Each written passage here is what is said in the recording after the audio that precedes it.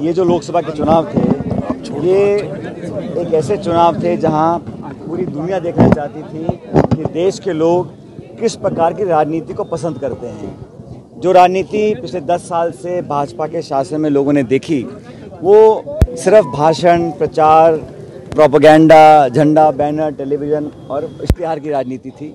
और देश में जो खाई बढ़ी है अमीर गरीब की, सबसे बड़ा मैं मानता हूं देश में सबसे प्रमुख जो चिंता का विषय है, 2 विषय हैं। पहला अप्रत्याशित बेरोजगारी और दूसरा जो खाई बढ़ी अमीर गरीब की।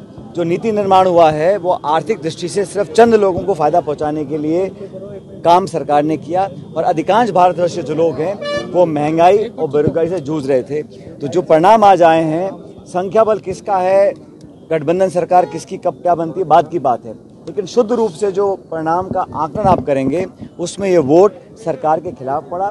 भाजपा का संख्या बल 303 था, आज 60-70 उनके सांसद कम चुनकर आए हैं। एनडीए ने दावा 400 का किया था, 200 कुछ पे आके वो अटक गए हैं। और ये जो जनादेश भी है ये खंडित है। किसी भी दल को सरकार बनाने का स्पष्ट बहुमत नहीं मिला। मतलब लोगों को जो सत्ता में थे उनको अपने गिरबान में झांकना चाहिए और आकलन करना चाहिए कहाँ उनसे कमी रह गई थी। कांग्रेस को और इंडिया अलायंस को आपार जन समर्थन जनता का मिला है। कांग्रेस पार्टी का प्रदर्शन राजस्थान में बहुत बेहतर रहा। पिछले लोकसभा चुनाव में हम एक भी सीट जीत नहीं पाए थे। इस बार हम लोग 11 सीटों पर भाजपा को हम लोग पराजित कर पाए हैं। ये हम सबकी सामूहिक मेहनत का परिणाम है। अच्छा प्रत्याशियों का चयन हुआ।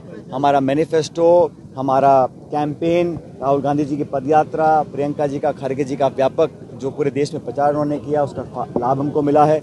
इसलिए हमारा जो संख्या बल था वो दुगना हो गया और इंडिया अलायंस को बंगाल में, उत्तर प्रदेश में हर जगह बहुत बहुमत मिला है। तो ये चुनाव मैं समझता हूँ बड़े महत्वपूर्ण थे और सरकार का गठन तो राष्ट्रपति के निमंत्रण के बाद होगा, लेकिन जो परिणाम आए हैं वो मुझे लगता है कि सरकार के विरोध में है। सरकार की जो नीति थी दमन की, विपक्ष को ख़त्म करने की, संवादहीनता की, संवेदनहीनता की, उसको लोगों ने नापसंद किया है। सर, राम मंदिर के नाम पर स्थिर सरकार मिल पाएगी? अब देखिए, जहाँ तक आपने कहा कि भाजपा राम मंदिर का इस्तेमाल कर वोट बटोरने की बात करते थे, उत्तर प्रदेश में अयोध्या में बीजेपी हारी है और जिस शहर में मंदिर बना है वहाँ पर भी समाजवादी पार्टी जीती है।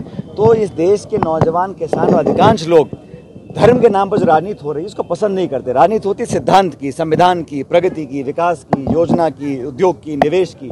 और राजनीति आप करें मंगलसूत्र की, हिंदू की, मुसलमान की, मंदिर मस्जिद की, उसको नौजवान पीढ़ी और अधिकांश लोग पसंद नहीं करते हैं। ये बात मुझे लगता है भाजपा को समझ में आ गई होगी। और जहाँ तक कांग्रेस की बात है, मुझे लगता है कि जो हम लोगों ने संघर्ष किया, पार्टी ने राजस्थान में, हरियाणा में, अलग अलग जगहों में हमको अच्छा प्रदर्शन करने का फ़ायदा मिला है। और मैं तमाम कार्यकर्ताओं को, राजस्थान के हमारे जो राजस्थान के कांग्रेस के कार्यकर्ता हैं, मैं समझता हूं देश के सर्वश्रेष्ठ हैं।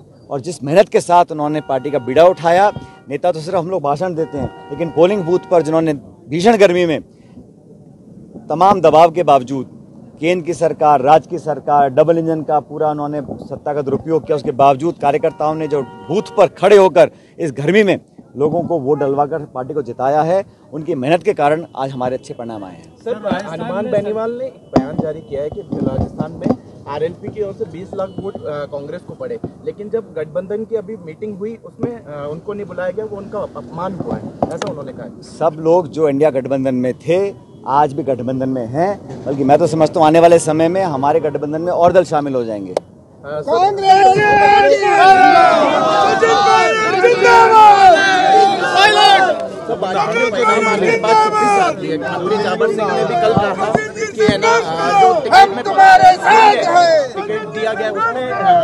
मैं भारतीय जनता पार्टी के अंदरूनी मामलों में टिप्पणी नहीं करना चाहता हूं। उनका दल है, उनकी सरकार है, वो जो मर्जी करें, लेकिन राजस्थान के लोगों को आज उम्मीद है कि जो सरकार बनी है वो लोगों की मदद करे। आज अघोषित बिजली कटौती हो रही है, पानी की समस्या, बिजली की समस्या, लोग त्रस्त हैं। और इस संकट के समय में लोगों को सरकार को सामने आना चाहिए, प्रशासन को मुस्तैद करना चाहिए और आम जन को राहत दिलाने के लिए काम करने चाहिए। और ये सिर्फ चुनाव जीतने के पहले के जो वादे थे, अब आज 6 महीने हो गए हैं, तो उन वादों को पूरा करने का समय आ गया। कांग्रेस पार्टी जनता के साथ खड़ी है, हर मौके पर लोगों की बात को उठाते रहेंगे और सरकार को अगर वो काम नहीं करेंगे तो घेरने का काम हमारी पार्टी करेगी। वैभव गहलोत दूसरी बार वापस हार गए और